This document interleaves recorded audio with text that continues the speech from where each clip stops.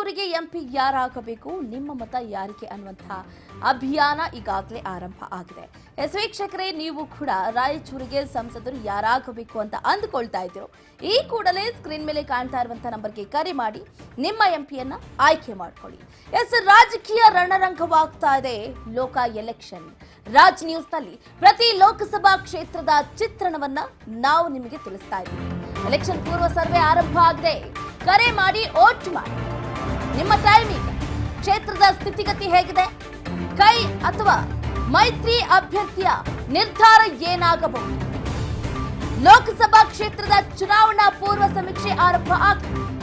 ಭರ್ಜರಿ ರೆಸ್ಪಾನ್ಸ್ ಕೂಡ ಸಿಗ್ತಾ ಇದೆ. ಸಾಲು ಸಾಲು ಕರೆಗಳನ್ನ ಮಾಡೋದ್ರ ಮುಖಾಂತರ ಅವರ ಮನಮೆಚ್ಚಿದ ಸಂಸದನನ್ನ ಆಯ್ಕೆ ಮಾಡಿಕೊಳ್ತಾರೆ.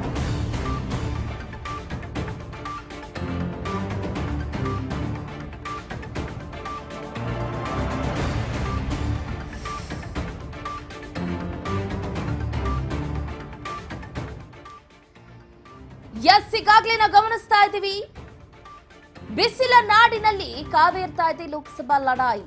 ಯಾವ ಪಕ್ಷದ ಮೇಲಿದೆ ಹಾಗಾದ್ರೆ ಕ್ಷೇತ್ರದ ಮತದಾರನ ಒಲವು? ಮತ್ತೆ ಎಂಪಿ ಆಗ್ತಾರಾ ಸಂಸದರಾದಂತಹ ಅಮರೇಶ್ವರ್ ನಾಯಕ್? ರಾಜ ಅಮರೇಶ್ವರ ನಾಯಕ್ ವರ್ಸಸ್ ಕುಮಾರ್ ನಾಯಕ್ ಮಧ್ಯೆ ಬಿಗ್ ಫೈಟ್ ಏರ್ಪಾಟಾಗಿದೆ.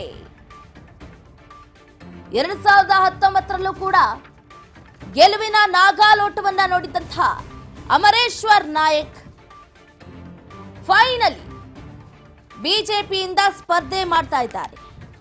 ಯಾಕಂತಂದ್ರೆ ಅಮರೇಶ್ವರ್ ನಾಯಕ್ ಏನೀಗ ಸ್ಪರ್ಧೆ ಮಾಡ್ತಾ ಇರುವಂತಹ ಕ್ಷೇತ್ರಕ್ಕೆ ಮಾಜಿ ಸಂಸದ ಬಿವಿ ನಾಯಕ್ ದುಂಬಾಲ್ ಬಿದ್ದಿರ್ತಾರೆ. ಮಾಜಿ ಶಾಸಕ ತಿಪ್ಪರಾಜ್ ಹವಾಲ್ದಾರ್ ದುಂಬಾಲ್ ಬಿದ್ದಿರ್ತಾರೆ. ಅವರಿಬ್ಬರಿಗೂ ಕೋಕ್ ಕೊಟ್ಟು ಫೈನಲಿ ರಾಜ ಅಮರೇಶ್ವರ ನಾಯಕ್ ಬಿಜೆಪಿ ಹೈಕಮಾಂಡ್ ಮಣಿಯನ್ನ ಹಾಕಿರೋದು ಮತ್ತೊಂದು ಕುತೂಹಲಕ್ಕೆ ಎಡೆ ಮಾಡಿಕೊಟ್ಟಿದೆ. ಈಗ ಇಬ್ಬರು ಪ್ರಭಾವಿ ನಾಯಕರನ್ನ ಬದಿಗೊತ್ತಿ ಅಮರೇಶ್ವರ್ ನಾಯಕ್ ಅವರ ಮೇಲೆ ನಂಬಿಕೆ ಇಟ್ಟು ಈ ಬಾರಿ ರಾಯಚೂರು ಗೆಲುವಿನ ಮೇಲೆ ಬಹಳ ಆತ್ಮವಿಶ್ವಾಸವನ್ನ ಇಟ್ಕೊಂಡಿದ್ದಾರೆ ಬಿಜೆಪಿ ಹೈಕಮಾಂಡ್. ಗೆಲ್ಲುವಂತ ಕುದುರೆ ಅಂತಾನೆ ಹೇಳ್ಬೋದು. ಯಾಕಂತಂದ್ರೆ 2019ರಲ್ಲೂ ಕೂಡ ಈ ಕಮಲ ಕಲಿ ಕಮಾಲನ್ನ ಮಾಡಿರ್ತಾರೆ. ಅಮರೇಶ್ವರ್ ನಾಯಕ್ 1 ಲಕ್ಷ ಮತಗಳ ಅಂತರದಿಂದ ಗೆಲುವನ್ನ ಕಂಡಿರ್ತಾರೆ. ಅಭಿವೃದ್ಧಿ ಕೆಲಸಗಳನ್ನು ಕೂಡ ಮಾಡಿದ್ದಾರೆ. ಜನಪರ ಅಲೆಯೂ ಕೂಡ ಇದೆ. ಹಾಗಾಗಿ ಅಮರೇಶ್ವರ್ ನಾಯಕ್ ಅವರ ಪರವಾಗಿ ಈ ಬಾರಿ ರಾಯಚೂರು ಜನತೆ ಆಲ್ಮೋಸ್ಟ್ ಈ ಬಾರಿ ಬಿಜೆಪಿ ಅಭ್ಯರ್ಥಿ ಆಯ್ಕೆ ಆದ್ರೆ ಉತ್ತಮ ಅಂತ ಇದ್ದಾರೆ.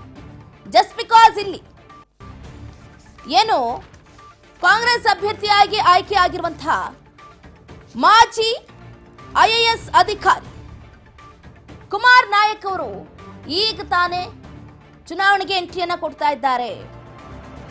ಅವರು ನಿವೃತ್ತ IAS ಅಧಿಕಾರಿ ಆಗಿರ್ಬೋದು, ಬಟ್ ಚುನಾವಣೆ ಬಗ್ಗೆ ಅವ್ರಿಗೆ ಅಷ್ಟಾಗಿ ಅರಿವಿಲ್ಲ. ನಾವು ಗ್ಯಾರಂಟಿಗಳನ್ನ ನೋಡಿಕೊಂಡು ಕಾಂಗ್ರೆಸ್ಗೆ ವೋಟ್ ಹಾಕೋದಕ್ಕೆ ಸಾಧ್ಯ ಇಲ್ಲ ಅನ್ನುವಂತಹ ಕರೆಗಳು ಕೂಡ ಬರ್ತಾ ಇದೆ. ಒಟ್ಟಾರೆಯಾಗಿ ಒಂದು ಕಡೆ ಮೋದಿ ಮೇನಿಯಾ, ಇನ್ನೊಂದು ಕಡೆ ಕಾಂಗ್ರೆಸ್ನ ಪಂಚ ಗ್ಯಾರಂಟಿಗಳ ಮೇನಿಯಾ. ಜನರು ಕನ್ಫ್ಯೂಸ್ ಆಗೋಗ್ಬಿಟ್ಟಿದ್ದಾರೆ, ಯಾರಿಗೆ ವೋಟ್ ಹಾಕೋದು ಯಾರಿಗೆ ಬಿಡೋದು ಅಂತ. ಕ್ಷೇತ್ರದಲ್ಲಿ ಪರಿಶಿಷ್ಟ ಪಂಗಡತೆ ಕಾರುಬಾರು. ಯಾರ ಬೆಂಬಲಕ್ಕೆ ಯಾರ ಒಲವು? ಹೇಗಿದೆ ಹಾಗಾದ್ರೆ ಕ್ಷೇತ್ರದ ಚಿತ್ರಣ? ರಾಯಚೂರು ಯಾದಗಿರಿಯಲ್ಲಿ ಮಹಿಳೆಯರದ್ದೇ ಮೇಲುಗೈ. ಅವರೇ ಪಾರುಪತ್ಯವನ್ನ ಸಾಧಿಸಿದ್ದಾರೆ. ಹೆಣ್ಣು ಮಕ್ಕಳೇ ಸ್ಟ್ರಾಂಗ್ ಅನ್ನೋದನ್ನ ಸಾಬೀತುಪಡಿಸಿದ್ದಾರೆ. 2019ರ ಸಂಸತ್ ಎಲೆಕ್ಷನ್ ನಲ್ಲಿ ಬಿಜೆಪಿ ಅಭ್ಯರ್ಥಿ ಭರ್ಜರಿಯಾಗಿ ಗೆಲುವನ್ನ ಕಂಡಿದ್ದಾರೆ.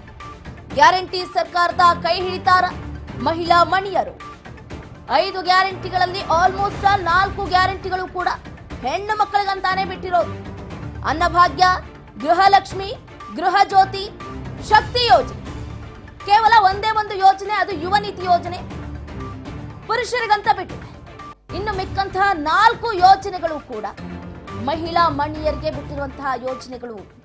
ಹಾಗಾಗಿ ಈ ಬಾರಿ ರಾಯಚೂರಿನ ಮಹಿಳಾ ಮಣಿಗಳು ಯಾರಿಗೆ ಜೈಕಾರವನ್ನ ಹಾಕ್ತಾರೆ? ಗ್ಯಾರಂಟಿಗಳ ಮುಖ ನೋಡಿಕೊಂಡು ಕಾಂಗ್ರೆಸ್ ಅಭ್ಯರ್ಥಿಯನ್ನ ಗೆಲ್ಲಿಸ್ತಾರಾ ಅಥವಾ ಗ್ಯಾರಂಟಿ ಹೆಂಗೋ ಕೊಟ್ಟಿದ್ದಾರೆ ಮೋದಿಗೆ ಜೈಯಣ್ಣನ ಅಂತ ಬಿಜೆಪಿ ಅಭ್ಯರ್ಥಿಯನ್ನ ಗೆಲ್ಲಿಸ್ತಾರಾ? ಇದು ಕುತೂಹಲವನ್ನ ಕೆರಳಿಸ್ತಾ ಇದೆ. ಈಗಾಗಲೇ ನಾವು ಇನ್ನೊಂದು ಕೂಡ ಗಮನಿಸಬೇಕಾಗುತ್ತೆ. ಈಗಾಗಲೇ ನಾನು ಹೇಳ್ತೆ, ಮಹಿಳಾ ಮಣಿಯರೇ ಇಲ್ಲಿ ನಿರ್ಣಾಯಕ ಅಂತ. ಪುರುಷರು 9,85,675 ಜನ ಮತದಾರರು, ಪುರುಷ ಮತದಾರರಿದ್ರೆ, ಮಹಿಳೆಯರು 10,05,246 ಮಹಿಳಾ ಮತದಾರರು ಇರುವಂತದ್ದು. ಟ್ರಾನ್ಸ್ಜೆಂಡರ್ಸ್ 297 ವೋಟರ್ಸ್ ಇದ್ದಾರೆ. ಹಾಗಾಗಿ ಬಹಳ ದೊಡ್ಡ ಲೋಕಸಭಾ ಕ್ಷೇತ್ರ ಅಂತಾನೆ ಹೇಳ್ಬೋದು. ಒಟ್ಟು 19,91,218 ವೋಟರ್ಸ್ ರಾಯಚೂರು ಲೋಕಸಭಾ ಕ್ಷೇತ್ರದಲ್ಲಿದ್ದಾರೆ. ಮಹಿಳಾ ಮತಗಳೇ ನಿರ್ಣಾಯಕ ಅಂತಾನೆ ಹೇಳ್ಬೋದು. ಹೈ ಲೀಡಿಂಗ್ ನಲ್ಲಿದ್ದಾರೆ. ಪುರುಷರು ಕೇವಲ 9,85,675 ಇದ್ರೆ, ಮಹಿಳೆಯರು 10,05,246 ವೋಟರ್ಸ್ ಇದ್ದಾರೆ. ಇತ್ತ ರಾಯಚೂರಿನಲ್ಲಿ ಗ್ಯಾರಂಟಿ ವರ್ಚಸ್ ಪ್ರಭಾವವನ್ನ ಬೀರಬಹುದಾ?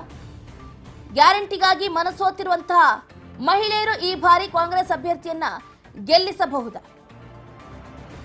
ಎಲ್ಲವನ್ನು ಕೂಡ ಗಮನಿಸಬೇಕಾಗುತ್ತೆ. ಗ್ಯಾರಂಟಿ ಅಲೆ ಏನು ಬೇಕಾದರೂ ಮಾಡಬಹುದು ಅನ್ನೋದಕ್ಕೆ ಈ ಹಿಂದೆ ವಿಧಾನಸಭಾ ಚುನಾವಣೆನೇ ಸಾಕ್ಷಿ. 135 ವಿಧಾನಸಭಾ ಕ್ಷೇತ್ರಗಳಲ್ಲಿ ಬಿಜೆಪಿಯನ್ನ ಧೂಳೀಪಟ ಮಾಡಿ ಕಾಂಗ್ರೆಸ್ನ ಅಲೆಯಲ್ಲಿ, ಕಾಂಗ್ರೆಸ್ ಏನು ಗ್ಯಾರಂಟಿ ಅಲೆಯಲ್ಲಿ ಗೆದ್ದು ಬೀಗಿರುತ್ತೆ. ಈ ಬಾರಿಯೂ ಕೂಡ ಲೋಕಸಭಾ ಚುನಾವಣೆಯಲ್ಲಿ ಅದೇ ಟ್ರಿಕ್ಸ್ ಅನ್ನ ಯೂಸ್ ಮಾಡೋದಕ್ಕೆ ಕಾಂಗ್ರೆಸ್ ಕಲಿಗಳು ಮುಂದಾಗಿದ್ದಾರೆ. ಬಟ್ ಜನರು ಗ್ಯಾರಂಟಿ ಮುಖವನ್ನ ನೋಡೋದು ಬಿಡ್ತಾರಾ? ಮೋದಿ ಅಲೆಯನ್ನ ಆಯ್ಕೆ ಮಾಡ್ಕೊಳ್ತಾರಾ? ಅಥವಾ ಮೋದಿ ಅಲೆ ಬೇಡ, ನಮಗೆ 5 ಗ್ಯಾರಂಟಿಗಳೇ ಬೇಕು ಅಂತ ರಾಯಚೂರು ಲೋಕಸಭಾ ಕ್ಷೇತ್ರದಲ್ಲಿ ಕಾಂಗ್ರೆಸ್ ಅಭ್ಯರ್ಥಿಯನ್ನ ಆಯ್ಕೆ ಮಾಡ್ಕೊಳ್ತಾರ ಅನ್ನುವಂಥ ಕುತೂಹಲ ಕೇಳಿಸ್ತಾ ಇದೆ. ವೀಕ್ಷಕರೇ, ನೀವು ಕೂಡ ರಾಯಚೂರಿಗೆ ಎಂಪಿ ಯಾರಾಗಬೇಕು ಅಂತ ಅಂದುಕೊಳ್ತಾ ಇದ್ದೀರೋ ಈ ಕೂಡಲೇ ಸ್ಕ್ರೀನ್ ಮೇಲೆ ಕಾಣ್ತಾ ಇರುವಂತಹ ನಂಬರ್ಗೆ ಕರೆ ಮಾಡಿ ನಿಮ್ಮ ಸಂಸದರನ್ನ ಆಯ್ಕೆ ಮಾಡಿಕೊಳ್ಳಿ. Welcome back. ರಾಯಚೂರಿಗೆ ಎಂಪಿ ಯಾರಾಗಬೇಕು, ನಿಮ್ಮ ಮತ ಯಾರಿಗೆ ಅನ್ನುವಂಥ ಅಭಿಯಾನ ಈಗಾಗಲೇ ಆರಂಭ ಆಗಿದೆ. ವೀಕ್ಷಕರೇ, ಈಗಾಗಲೇ ಪದೇ ಪದೇ ಹೇಳ್ತಾ ಇರೋದು ಇಷ್ಟೇನೆ. ಯಾಕಂತಂದ್ರೆ 5 ವರ್ಷಕ್ಕೊಮ್ಮೆ ಬರುವಂತಹ ಲೋಕಸಭಾ ಚುನಾವಣೆಗೆ ಉತ್ತಮವಾದಂತಹ ಅಭ್ಯರ್ಥಿಯನ್ನ ಆಯ್ಕೆ ಮಾಡ್ಕೋಬೇಕಾಗಿದೆ. ಹಾಗೆ ಅಭಿವೃದ್ಧಿ ಕೆಲಸದತ್ತ, ಅಭಿವೃದ್ಧಿ ಪಥದತ್ತ ಸಾಗಿಸುವಂತಹ ನಾಯಕನನ್ನ ಆಯ್ಕೆ ಮಾಡಬೇಕಾಗಿದೆ. ಹಾಗಾಗಿ ವೀಕ್ಷಕರೇ, ನೀವು ಕೂಡ ರಾಯಚೂರು ಲೋಕಸಭಾ ಕ್ಷೇತ್ರಕ್ಕೆ ಸಂಸದರು ಯಾರಾಗಬೇಕು ಅಂತ ಅಂದುಕೊಳ್ತಾ ಇದ್ರು ಈ ಕೂಡಲೇ ಸ್ಕ್ರೀನ್ ಮೇಲೆ ಕಾಣ್ತಾ ಇರುವಂತಹ ನಂಬರ್ಗೆ ಕರೆ ಮಾಡಿ ನಿಮ್ಮ ಎಂಪಿಯನ್ನ ಈ ಕೂಡಲೇ ಆಯ್ಕೆ ಮಾಡ್ಕೊಳ್ಳಿ. ಈಗಾಗಲೇ ನಾನು ಮಾತಾಡ್ತಾ ಇದ್ದೆ, ರಾಯಚೂರು ಲೋಕಸಭಾ ಕ್ಷೇತ್ರದಲ್ಲಿ ಮೇನಿಯಾ ಜೋರಾಗಿದೆ. ಒಂದು ಕಡೆ ಮೋದಿ ಅಲೆ, ಇನ್ನೊಂದು ಕಡೆ ಕಾಂಗ್ರೆಸ್ನ ಪಂಚ ಗ್ಯಾರಂಟಿ ಅಲೆ. ಈ ಗ್ಯಾರಂಟಿಗಳಲ್ಲಿ ಯಾರು ಗೆದ್ದು ಬೀಗ್ತಾರೆ ಅನ್ನುವಂತಹ ಪ್ರಶ್ನೆ ಉದ್ಭವ ಆಗ್ತಾ ಇದೆ. ಈ ಪ್ರಶ್ನೆಗೆ ಉತ್ತರವನ್ನ ಕೊಡೋದಕ್ಕೆ ನನ್ನ ಕೊಲೀಗ್ ವಿಜಯ್ ಭಾಸ್ಕರ್ ನೇರವಾಗಿ ವಾರ್ ರೂಮ್ ನಿಂದ ಜಾಯಿನ್ ಆಗ್ತಿದ್ದಾರೆ. ಎಸ್ ವಿಜಯ್, ಗಮನಿಸ್ತಾ ಇದ್ದೀವಿ ರಾಯಚೂರು ಲೋಕಸಭಾ ಕ್ಷೇತ್ರ ಬಹಳ ಪೈಪೋಟಿಯನ್ನ ಕೊಡ್ತಾ ಇದೆ. ಹಾಗೆ ಕುತೂಹಲವನ್ನ ಕೇಳಿಸ್ತಾ ಇರುವಂತಹ ಲೋಕಸಭಾ ಕ್ಷೇತ್ರ ಅಂತಾನೆ ಹೇಳ್ಬೋದು. ಮಾಜಿ IAS ಅಧಿಕಾರಿ ವರ್ಸಸ್ ಇತ್ತ ಬಿಜೆಪಿಯ ಪ್ರಬಲ ನಾಯಕ ಈ ಬಾರಿ ಸ್ಪರ್ಧೆಯನ್ನ ಮಾಡ್ತಾ ಇದ್ದಾರೆ. ನೆಕ್ ಟು ನೆಕ್ ಫೈಟ್ ಅಂತಾನೆ ಹೇಳ್ಬೋದು. ಹೇಗಿದೆ ಅಂತ? ಈಗಾಗಲೇ ಇಡೀ ರಾಜ್ಯದಲ್ಲಿ ಬಿಸಿಲಿಗೆ ಹೆಸರುವಾಸಿಯಾಗಿರುವಂತಹ ಈ ರಾಯಚೂರು ಲೋಕಸಭಾ ಕಣದಲ್ಲಿ ಈಗಾಗಲೇ ಆ ಒಂದು ಚುನಾವಣೆಯ ಕಾವು ಕೂಡ ದೊಡ್ಡ ಮಟ್ಟದಲ್ಲೇ ಆವರಿಸಿಕೊಂಡಿದೆ. ಈಗಾಗಲೇ ಜಿದ್ದಾಜಿದ್ದಿಯ ಪೈಪೋಟಿಯ ಲಕ್ಷಣಗಳು ಕೂಡ ಕಂಡು ಬರ್ತಾ ಇದೆ ಚಂದ್ರಕಲಾ. ಯಾಕೆಂತಂದ್ರೆ ಈ ಒಂದು ಭಾಗದಲ್ಲಿ 1977ರಿಂದ 2004ರವರೆಗೂ ಕೂಡ ಸತತವಾಗಿ ಕಾಂಗ್ರೆಸ್ಗೆ ಜನ ಅಲ್ಲಿ ಮತವನ್ನ ಕೊಡ್ತಾ ಬಂದಿದ್ದಾರೆ. ಕಾಂಗ್ರೆಸ್ನಿಂದ ಆಯ್ಕೆ ಆಗ್ತಾ ಬರ್ತಾ ಇದ್ರು. ಆದ್ರೆ ಮಧ್ಯದಲ್ಲಿ 1996ರಲ್ಲಿ JDU ಪಕ್ಷಕ್ಕೆ ಒಂದು ಸಾರಿ ಜಾಗವನ್ನು ಕೊಟ್ರೆ 2004ರವರೆಗೂ ಕೂಡ 1977ರಿಂದ ಕಂಟಿನ್ಯೂಸ್ ಅಲ್ಲಿ ಕಾಂಗ್ರೆಸ್ನಿಂದ ಸಂಸದರು ಆಯ್ಕೆ ಆಗ್ತಾ ಬರ್ತಾ ಇದ್ರು. ಅದರ ಜೊತೆಗೆ 2009ರಲ್ಲಿ ಇಲ್ಲಿ ಫಕ್ಕೀರಪ್ಪನವರು ಕಣಕ್ಕಿಳಿತಾರೆ. ಫಕ್ಕೀರಪ್ಪನವರಿಗೆ ಅಲ್ಲಿ ಬಿಜೆಪಿಯಿಂದ ಜಯ ಸಿಗುತ್ತೆ. ಮೊದಲ ಬಾರಿಗೆ ಅಲ್ಲಿ ಬಿಜೆಪಿಗೆ ನೆಲೆ ಸಿಗುತ್ತೆ 2009ರಲ್ಲಿ. ಬಟ್ ಯಾವಾಗ 2014 14ಕ್ಕೆ ಬರ್ತಾರೋ ಈಗ ಪ್ರತಿಸ್ಪರ್ಧಿ ಆಗಿರುವಂತ ಕಾಂಗ್ರೆಸ್ ಅಭ್ಯರ್ಥಿ BV ನಾಯಕ್ ಅವರು ಅಲ್ಲಿ ಗೆಲುವನ್ನ ಪಡಿತಾರೆ 2014ರಲ್ಲಿ. ಅದಾದ ನಂತರ 2019ರಲ್ಲಿ ಮತ್ತೆ ಅಮರೇಶ್ವರ್ ನಾಯಕ್ ಈಗ ಬಿಜೆಪಿಯಿಂದ ಕಂಟೆಸ್ಟ್ ಮಾಡಿರುವಂತ ಬಿಜೆಪಿ ಅಭ್ಯರ್ಥಿ ಅವರು ಗೆಲುವನ್ನ ಸಾಧಿಸ್ತಾರೆ 2019ರಲ್ಲಿ. ಮತ್ತೊಮ್ಮೆ ಅವರು ಟಿಕೆಟ್ ಅನ್ನ ಪಡೆದಿರುವಂತದ್ದು ಕೂಡ ಈ ಬಾರಿ ಚುನಾವಣಾ ಕಣದಲ್ಲಿದ್ದಾರೆ. ಅದರ ಜೊತೆಗೆ ಅವರ ಪ್ರತಿಸ್ಪರ್ಧಿಯಾಗಿ 2014ರಲ್ಲಿ ಮತ್ತೆ ಕಾಂಗ್ರೆಸ್ ತೆಕ್ಕೆಗೆ ತೆಗೆದುಕೊಂಡು ಬಂದಂತ ರಾಯಚೂರನ್ನ ಆ ಸಂಸದರು ಅಂದ್ರೆ ಮಾಜಿ ಸಂಸದರು ಈಗ ಕಣದಲ್ಲಿರುವಂತದ್ದು. ಒಟ್ಟಾರೆ ಇಬ್ರು ಕೂಡ ಈಗಾಗಲೇ ರಾಜಕೀಯವಾಗಿ ತಮ್ಮದೇ ಆದಂತ ಪಾರುಪತ್ಯವನ್ನ ಕಳೆದ 10 ವರ್ಷಗಳಿಂದಲೂ ಕೂಡ ಆ ಕ್ಷೇತ್ರದಲ್ಲಿ ಉಳಿಸ್ಕೊಂಡು ಬರ್ತಾ ಇದ್ದಾರೆ. ಈ ಕಾರಣಕ್ಕಾಗಿ ಮತ್ತೆ ಬಿಜೆಪಿ ತನ್ನ ಒಂದು ವಶದಲ್ಲಿ ಈ ಕ್ಷೇತ್ರವನ್ನು ಉಳಿಸ್ಕೊಳ್ಳುತ್ತಾ ಅಥವಾ ಕಾಂಗ್ರೆಸ್ ಪಾಲಿಗೆ ಬಿಟ್ಕೊಡುತ್ತಾ ಅನ್ನುವಂತ ಕುತೂಹಲ ಇದೆ. ಈ ನಿಟ್ಟಿನಲ್ಲಿ ಈಗಾಗಲೇ ಅಮರೇಶ್ವರ್ ನಾಯಕ್ ಅವರ ಒಂದು ಕೊಡುಗೆ ಕೂಡ ಒಂದಷ್ಟು ದೊಡ್ಡ ಮಟ್ಟದಲ್ಲಿ ಒಂದು ರೀತಿಯಾದ ವೀಕ್ ಪರ್ಫಾರ್ಮೆನ್ಸ್ ಅಂತ ಹೇಳಿ 2019ರ ನಂತರ ಅವರು ಆಯ್ಕೆ ಆಗಿ ಬಂದ ಮೇಲೆ ಆ ಭಾಗಕ್ಕೆ ಬೇಕಾದಂತ ಅಷ್ಟು ಕೊಡುಗೆಗಳನ್ನ ತರೋದ್ರಲ್ಲಿ ಅವರು ವಿಫಲವಾಗಿದ್ದಾರೆ ಅನ್ನುವಂತ ಒಂದಷ್ಟು ಮಾತುಗಳಿದೆ. ಅದರ ಜೊತೆಗೆ BV ನಾಯಕ್ ಅವರು ಕೂಡ ತಾವು ಹೇಳಿದ ಹಾಗೆ IPS ಅಧಿಕಾರಿಯಾಗಿ ತಮ್ಮದೇ ಆದಂತ ವರ್ಚಸ್ಸನ್ನ ಈಗ ಕ್ಷೇತ್ರದಲ್ಲಿ ಉಳಿಸ್ಕೊಂಡಿದ್ದಾರೆ. ಸೊ ಅವರೊಬ್ಬ ಅಧಿಕಾರಿಯಾಗಿ ಹಿಂದೆ ಅಧಿಕಾರಕ್ಕೆ ಬಂದಂತ ಸಂದರ್ಭದಲ್ಲೂ ಕೂಡ ಒಂದಷ್ಟು ಕೆಲಸಗಳನ್ನ ಕೂಡ ಮಾಡಿದ್ದಾರೆ ಮತ್ತು ಅವರ ಕೆಲಸಗಳು ಈಗ ಸದ್ಯ ರಾಜ್ಯದಲ್ಲಿ ಕಾಂಗ್ರೆಸ್ ಪಕ್ಷ ಅಧಿಕಾರದಲ್ಲಿ ಇರೋದ್ರಿಂದ ಕಾಂಗ್ರೆಸ್ ಪಕ್ಷ ಅವರನ್ನ ಕೈ ಹಿಡಿಬಹುದು ಅನ್ನುವಂತ ಒಂದಷ್ಟು ಲೆಕ್ಕಾಚಾರಗಳಿದೆ ಚಂದ್ರಕಲಾ. ಹೀಗೆ ನಾನಾ ರೀತಿಯಾದಂತ ಲೆಕ್ಕಾಚಾರಗಳ ನಡುವೆ ಇದೀಗ ರಾಯಚೂರು ಭಾಗದಲ್ಲಿ ಮತ್ತೆ ಬಿಜೆಪಿ ಅರಳುತ್ತಾ ಅಥವಾ ಕಾಂಗ್ರೆಸ್ ಕೈ ಹಿಡಿತಾರ ಜನ ಅನ್ನುವಂತ ಅಭಿಪ್ರಾಯಗಳು ಮೂಡ್ತಾ ಇದೆ. ನೋಡ್ಬೇಕು. ಒಂದು ರೀತಿಯಾಗಿ ಈಗ ಕಣವಂತೂ ದೊಡ್ಡ ಮಟ್ಟದಲ್ಲಿ ರಣರೋಚಕವಾದಂತಹ ಒಂದು ಘಟ್ಟ ತಲುಪ್ತಾ ಇದೆ. ನೀವು ಈಗಾಗಲೇ ಹೇಳ್ತಾ ಇದ್ರಿ ಮಹಿಳಾ ಮತದಾರರು ಇಲ್ಲಿ ಹೆಚ್ಚಿನ ಸಂಖ್ಯೆಯಲ್ಲಿ 10 ಲಕ್ಷ ಅಂದ್ರೆ ಪುರುಷ ಮತದಾರರಿಗಿಂತ ಮಹಿಳಾ ಮತದಾರರೇ ಹೆಚ್ಚಿದ್ದಾರೆ. ಸೊ ಹೀಗಾಗಿ ಮಹಿಳಾ ಮತದಾರರು ನಿರ್ಣಾಯಕ ಪಾತ್ರ ವಹಿಸೋದ್ರಿಂದ ಈ ಕ್ಷೇತ್ರದಲ್ಲಿ ಕಾಂಗ್ರೆಸ್ಗೆ ಈ ಗ್ಯಾರಂಟಿ ಯೋಜನೆಗಳು ಕೈ ಹಿಡಿಬಹುದು ಅನ್ನುವಂತ ಲೆಕ್ಕಾಚಾರ ಇದೆ. ಕೇವಲ ಅಷ್ಟೇ ಅಲ್ಲ, SC ST ಮತಗಳು ಕೂಡ ಇಲ್ಲಿ ನಿರ್ಣಾಯಕ. ಯಾಕೆಂತಂದ್ರೆ ಕ್ಷೇತ್ರ ಕೂಡ ST ಮೀಸಲು ಕ್ಷೇತ್ರ. ಸೊ ಹೀಗಾಗಿ SC ST ಮತಗಳು ಇಲ್ಲಿ ನಿರ್ಣಾಯಕ ಪಾತ್ರ ವಹಿಸೋದ್ರಿಂದ SC ST ಮತಗಳು ಮತ್ತೆ ಮಹಿಳೆಯರು ಕೈ ಹಿಡಿದಿದ್ದೆ ಆದ್ರೆ ಮತ್ತೊಮ್ಮೆ ಕಾಂಗ್ರೆಸ್ಗೆ ಅಧಿಕಾರ ಸಿಗುವಂತದ್ದು ಬಹುತೇಕ ಖಚಿತ. ಬಟ್ ಈ ಬಾರಿ ಏನು ಅಮರೇಶ್ವರ್ ನಾಯಕ್ ಅವರಿಗೆ ಅಷ್ಟು ಸುಲಭದ ಗೆಲುವು ಇಲ್ಲ. ಕಳೆದ ಬಾರಿ 2019ರಲ್ಲಿ ಮೋದಿ ಅವರ ಅಲೆಯಲ್ಲಿ ಗೆದ್ದುಕೊಂಡು ಬಂದ್ರು. ಆದ್ರೆ ಈಗ ಈ ಹಿಂದೆ ಅಂದ್ರೆ 2004ರಲ್ಲಿ ಸಂಸದರಾಗಿದ್ದಂತ ಫಕ್ಕೀರಪ್ಪನವರು ಕೂಡ ಈಗ ರಾಯಚೂರು ಭಾಗದಲ್ಲಿ ತಮ್ಮದೇ ಆದ ವರ್ಚಸ್ಸನ್ನ ಉಳಿಸ್ಕೊಂಡಿಲ್ಲ. ಅವರೀಗ ಬಳ್ಳಾರಿಗೆ ಶಿಫ್ಟ್ ಆಗಿ ಬಳ್ಳಾರಿ ರಾಜಕಾರಣದಲ್ಲಿ ಬ್ಯುಸಿ ಆಗಿರೋದ್ರಿಂದ ಸೊ ಫಕ್ಕೀರಪ್ಪನವರು ಕೂಡ ಒಂದು ಅವಧಿಗೆ ಅಲ್ಲಿ ಸಂಸದರಾಗಿ ಆಗಿದ್ರು ಕೂಡ ಯಾವುದೇ ರೀತಿಯಾದಂತ ಅಷ್ಟು ದೊಡ್ಡ ಮಟ್ಟದ ವರ್ಚಸ್ಸನ್ನ ಅಲ್ಲಿ ಬೆಳೆಸ್ಕೊಂಡಿಲ್ಲ. ಹೀಗಾಗಿ ಅಲ್ಲಿ ನಾಯಕತ್ವದ ಒಂದು ಕೊರತೆ ಬಿಜೆಪಿಗಿದೆ. ಬಟ್ ಕಾಂಗ್ರೆಸ್ಗೆ ಆ ರೀತಿ ನಾಯಕತ್ವದ ಕೊರತೆ ಇಲ್ಲ. ಯಾಕೆಂತಂದ್ರೆ ಹಿಂದೆಲ್ಲ ಕೂಡ ಕಾಂಗ್ರೆಸ್ ಪಕ್ಷಕ್ಕೆ ಅಲ್ಲಿ ಅಧಿಕಾರ ಕೊಟ್ಟಿದ್ದಾರೆ. ಹಳೆ ನಾಯಕರ ಒಂದು ಶಕ್ತಿ ಇದೆ, ಕಾಂಗ್ರೆಸ್ಸಿನ ಒಂದು ಬೀಟ್ ಇದೆ. ಅದ್ರ ಜೊತೆಗೆ ಈಗ ಬಿಜೆಪಿಗೆ ಒಂದು ಪ್ಲಸ್ ಏನಪ್ಪಾ ಅಂತಂದ್ರೆ JDS ಮೈತ್ರಿ ಇದೆ. ರಾಯಚೂರು ಭಾಗದಲ್ಲೂ ಕೂಡ JDSಗೆ ಜನಾಭಿಪ್ರಾಯ ಸಿಗುತ್ತೆ. ಹೀಗಾಗಿ ಸೊ JDS ನ ಒಬ್ಬ ಶಾಸಕರು ಕೂಡ ಅಲ್ಲಿರುವಂತದ್ದನ್ನ ನಾವು ಗಮನಿಸಬಹುದು. ಮತ್ತು ಕಾಂಗ್ರೆಸ್ಸಿನಿಂದ ಈಗಾಗಲೇ 4 ಶಾಸಕರಿದ್ದಾರೆ, ಬಿಜೆಪಿಯಿಂದ 2 ಶಾಸಕರಿದ್ದಾರೆ, ಕಾಂಗ್ರೆಸ್ನಿಂದ ಒಬ್ಬ ಶಾಸಕರಿದ್ದಾರೆ. ಸೊ ಇನ್ನು ಒಂದು ಉಪಚುನಾವಣೆ ಕೂಡ ಇಲ್ಲಿ ಶಾಪುರದಲ್ಲಿ ನಡೆಯುತ್ತೆ. ಸೊ ಸುರಪುರದಲ್ಲಿ. ಸೊ ಹೀಗೆ ನಾನಾ ರೀತಿಯಾಗಿ ಇವತ್ತು ಈ ಕ್ಷೇತ್ರದಲ್ಲಿ ಒಂದು ರೀತಿಯ ಬೆಳವಣಿಗೆಗಳನ್ನ ನೋಡ್ತಾ ಇದ್ದೀವಿ. ಒಟ್ಟಾರೆಯಾಗಿ ಕಾಂಗ್ರೆಸ್ ಪಕ್ಷಕ್ಕೆ ಹೆಚ್ಚಿನ ಶಾಸಕರ ಬಲ ಕೂಡ ಇದೆ ಮತ್ತು ಮಹಿಳಾ ಮತದಾರರು ನಿರ್ಣಾಯಕ ಪಾತ್ರ ವಹಿಸೋದ್ರಿಂದ ಅದರ ಜೊತೆಗೆ SC ST ಮತಗಳು ಹೆಚ್ಚಾಗಿ ಇರೋದ್ರಿಂದ ಚಂದ್ರಕಲಾ ಬಹುಶಃ ಕಾಂಗ್ರೆಸ್ಗೆ ಇಲ್ಲಿ ಒಳ್ಳೆಯ ವಾತಾವರಣ ಇದೆ. ಆದ್ರೆ ಮೋದಿ ವರ್ಚಸ್ಸು ಎಷ್ಟರ ಮಟ್ಟಿಗೆ ಕೆಲಸ ಮಾಡುತ್ತೆ ಬಿಜೆಪಿ ಪರವಾಗಿ ಅನ್ನುವಂಥದ್ದನ್ನ ನೋಡ್ಬೇಕು. ಹೀಗಾಗಿ ಜಿದ್ದಾಜಿದ್ದಿ ಪೈಪೋಟಿ ಕಂಡು ಬರ್ತಾ ಇದೆ ಚಂದ್ರಕಲಾ. ಥ್ಯಾಂಕ್ ಯು ವಿಜಯ್ ಭಾಸ್ಕರ್ ನಿಮ್ಮ ಕಂಪ್ಲೀಟ್ ಮಾಹಿತಿಗಾಗಿ.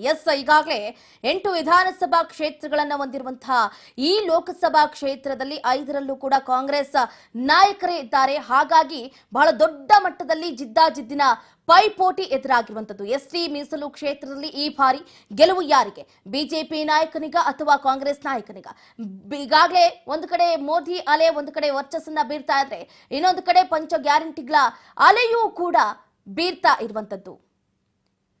ಸೊ ಗಮನಿಸ್ತಾ ಇದ್ದೀವಿ ಈ ಹಿಂದಿನ ಸಂಸದರನ್ನು ಕೂಡ 2019ರಲ್ಲಿ ರಾಜ ಅಮರೇಶ್ವರ ನಾಯಕ್ ಅವರು ಸ್ಪರ್ಧೆಯನ್ನ ಮಾಡಿರ್ತಾರೆ, ಗೆಲುವನ್ನ ಕಂಡಿರ್ತಾರೆ. ಹೀಗಾಗಿ ಈ ಬಾರಿ ಏನೇನ್ ಆಗುತ್ತೆ ಏನೇನು ಆಗಬಹುದು ಅನ್ನುವಂಥ ಪ್ರಶ್ನೆಯೂ ಕೂಡ ಕುತೂಹಲವನ್ನ ಕೇಳಿಸ್ತಾ ಇದೆ. ವೀಕ್ಷಕರೇ, ನೀವು ಕೂಡ ಮಾಡಬೇಕಾಗಿರೋದು ಇಷ್ಟೇ. ರಾಯಚೂರು ಲೋಕಸಭಾ ಕ್ಷೇತ್ರಕ್ಕೆ ಎಂಪಿ ಯಾರಾಗಬೇಕು ಅಂತ ಅಂದುಕೊಳ್ತಾ ಇದ್ರು, ಈ ಕೂಡಲೇ ಸ್ಕ್ರೀನ್ ಮೇಲೆ ಕಾಣ್ತಾ ಇರುವಂಥ ನಂಬರ್ಗೆ ಕರೆ ಮಾಡಿ ನೀವು ಕೂಡ ವೋಟ್ ಮಾಡಬಹುದು.